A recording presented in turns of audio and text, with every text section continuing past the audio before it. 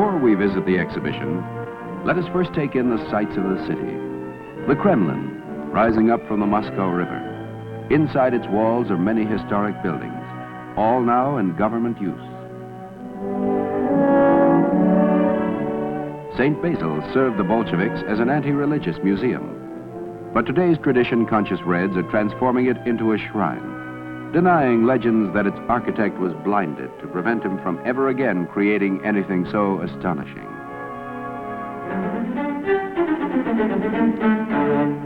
On our tour, we found most of Moscow's 5 million people bustling like any Main Street crowd. Also most orderly in obeying traffic guides, particularly on Red Square, where Russia's dearth of cars is least noticeable.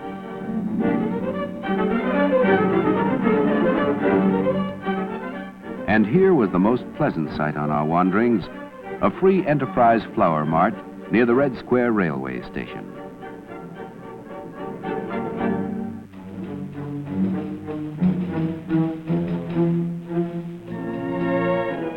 We took a turn in the State Department store, known as GUM, another Red Square attraction. Minus the competition that exists on any American main street, it can afford a lot of spaciousness, providing vantages for observing eyes to discourage shoplifting, an almost understandable transgression in a city where consumer dry goods are always in short supply.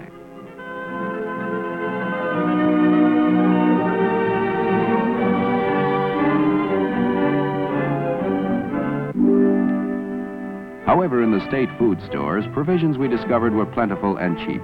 A quart of milk costing in rubles and kopecks the equivalent of 55 cents. A pound of margarine, 76 cents.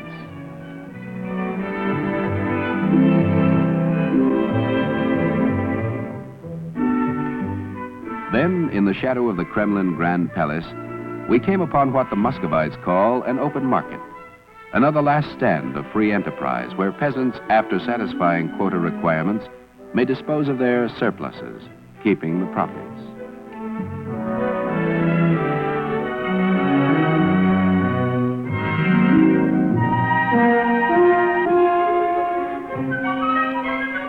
Traditional homes and a modern development was a contrast we encountered when we set up to film a slice of child life on our way to the fair.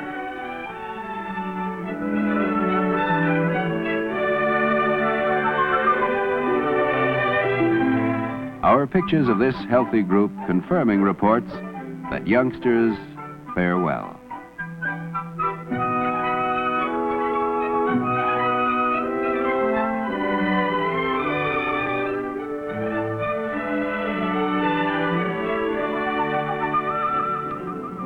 On the outskirts of Moscow, we recorded considerable work in progress to alleviate the housing shortage that bedeviled the city's commissars.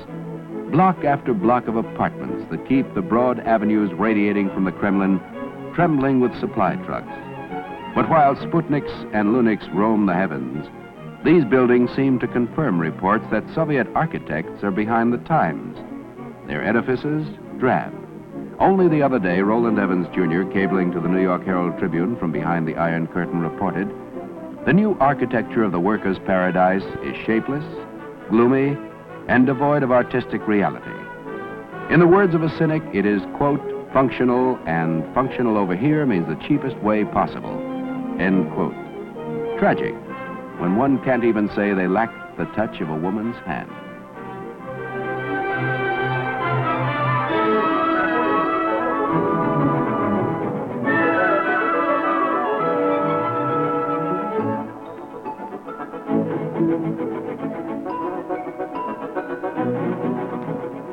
However, we saw the Reds were expert in concocting diverting slogans.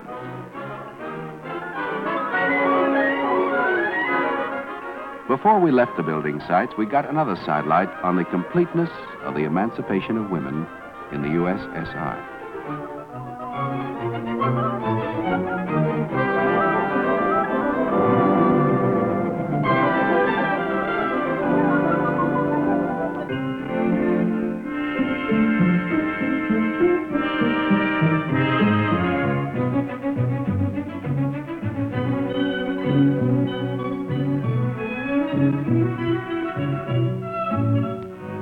Following a fleet of trucks returning to supply depots for more materials for the housing developments, after recording what we thought was enough of housing to give you an idea, we stowed our equipment and rolled toward the center of the city, stopping on the way to let our objective camera report that in the commissar's commune, things are not so tawdry.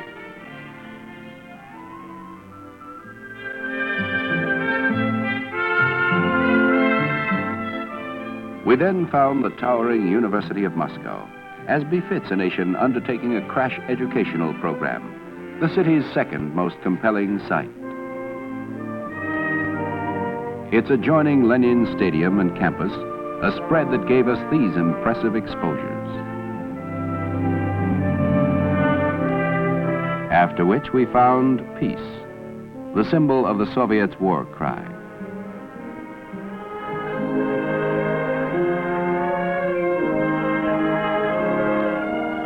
We finished our grand tour back in Red Square by recording a recorder in another medium to give you the first pictures to ever come uncensored from the shadow of Spassky Tower.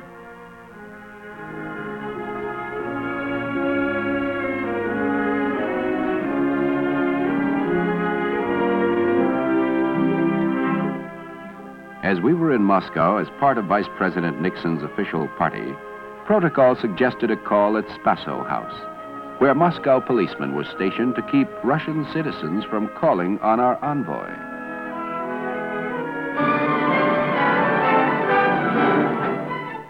At long last, we reached the fair, dominated by this gold anodized geodesic domed building. In the year 1959, from July 25th to September 4th, an enclave of the United States officially called the American National Exhibition in Moscow, to which, in spite of Soviet newspaper belittling, capacity crowds of Russian people streamed under the geodesic dome information center.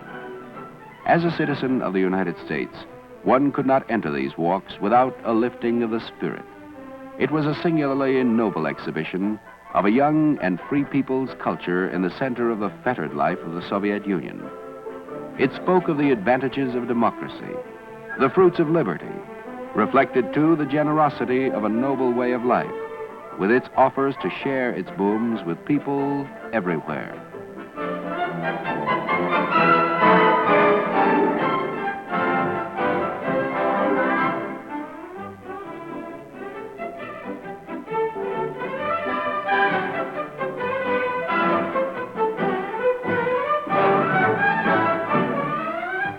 It was in the fair's exhibition hall the devices the USA would make available the world round were on display, intriguing the Muscovites to linger long to marvel at that contrivance of American ingenuity,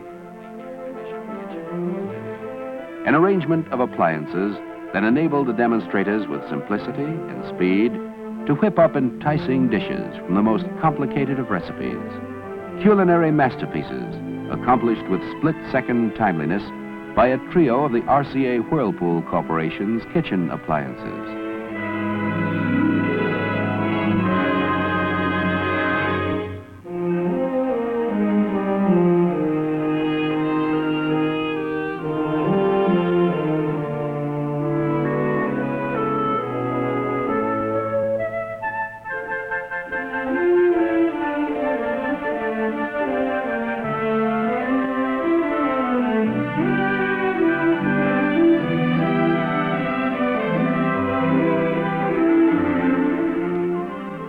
Refrigerator, an oven, and a countertop range, the everyday familiars of the American housewife that consistently guarantee the achievement of culinary masterpieces, creations worthy of a professional chef.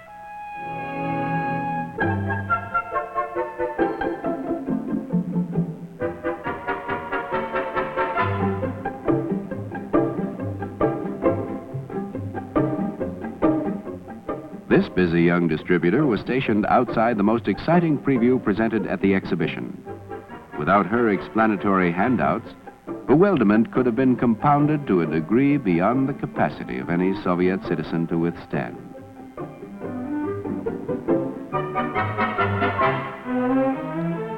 The Whirlpool Corporation's Miracle Kitchen of the future, was a remarkable cause of the astonishment.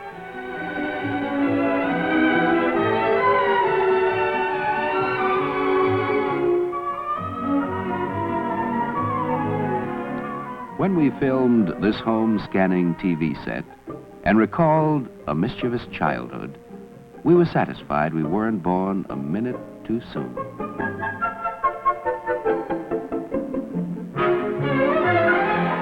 They actually couldn't believe their eyes when in the air-conditioned Miracle Kitchen, a self-propelled serving cart left the wall to move to the table with a complete dinner service. Although they could not, you'll have to believe us when we say our heroine will receive the soiled service, return to her nook, dispose of waste, and then do the dishes.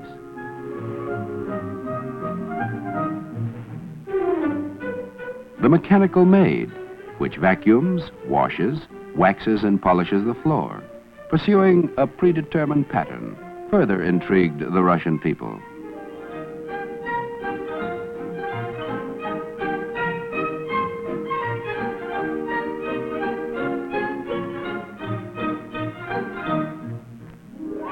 Our demonstrator didn't even need a lamp to make the kitchen cabinets respond to her rubs.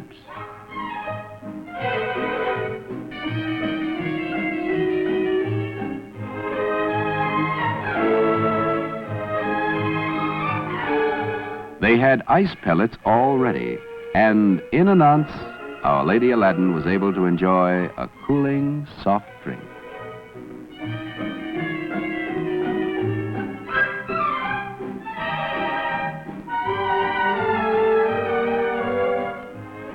Ladies and gentlemen, said she, when it comes to delivering the groceries, here's the infallible system.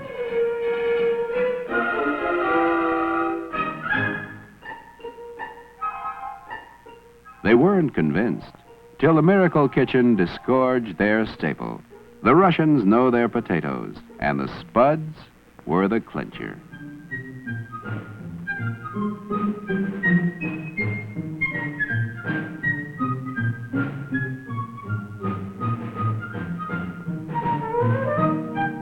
The propaganda ministry will have a hard time convincing the Soviet citizens who witnessed these demonstrations that they were mesmerized or hypnotized.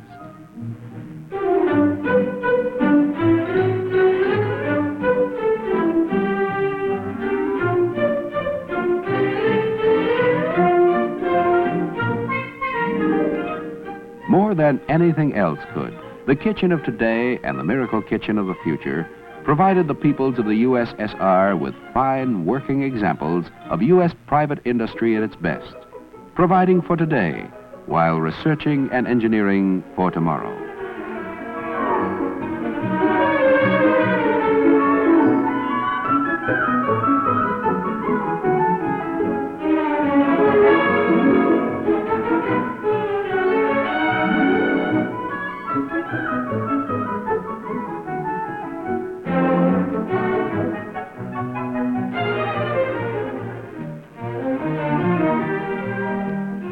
We concluded our recording of the Miracle Kitchen on the combination washer-dryer because it was unique in its futuristic setting, the only appliance therein that's available at the time to the public, a fact of which the Whirlpool Corporation is very proud.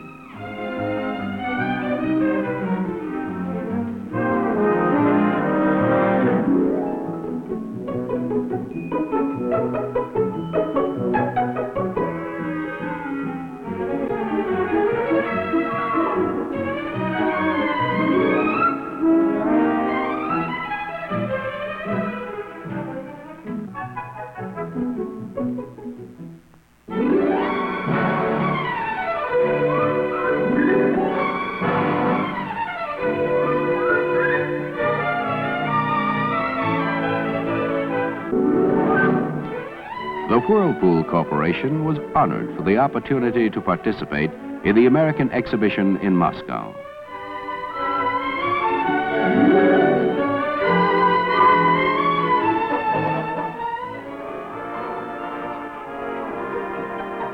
Leaving Moscow, overjoyed at the exhibition, we were reminded of Lincoln's words, "With energy and sleepless vigilance, go forward."